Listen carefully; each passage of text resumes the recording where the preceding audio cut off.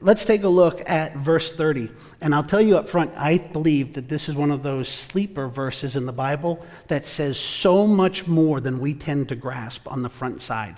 So much so that I'm actually going to come back to this verse when we close. But believing requires us to go beyond the books. Let me tell you what I mean by that. We read the verse, and here it says simply, "Now Jesus did many other signs in the presence of the disciples, which are not written in this book." Simple verse, right? We're being told that Jesus did so much more that the disciples could personally attest to, that go beyond that which John has included in his book, the Gospel of John.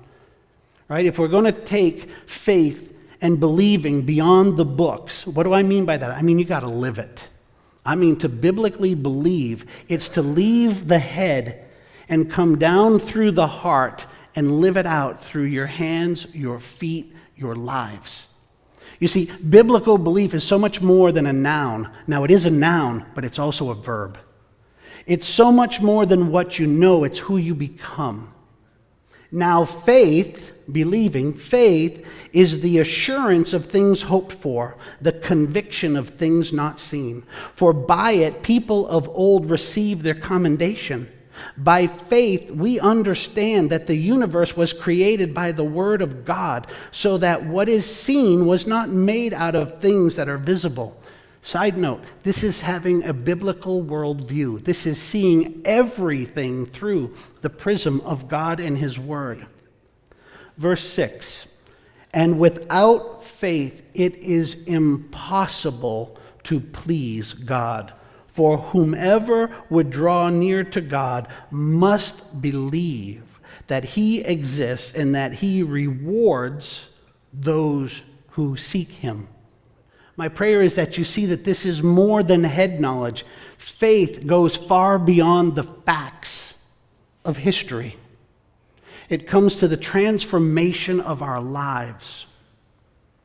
Let me take you to verse 35, still in Hebrews 11, because here's where we find the nameless. Here's where you and I, this is where we largely find our part in the biblical context. Because these are those saints whose names are not listed, but whose inspiration is given to us. And for some, you might say, yeah, okay, that's where I belong. I pray that you do after you hear the passage. Women receive back their dead by resurrection. Some were tortured, refusing to accept release, so that they might rise again to a better life. Faith embraced the torture of persecution.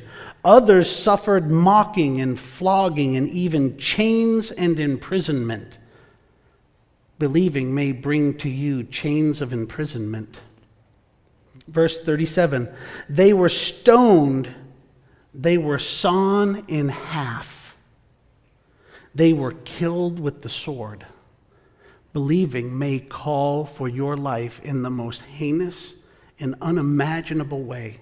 We have brothers and sisters in the Lord today whose heads are being severed from their bodies because they will not denounce Jesus the Christ. You see, believing biblically forces you to go beyond the books. It's not just about what you know. If it is who you know, it will change who you are and how you live and your very priorities.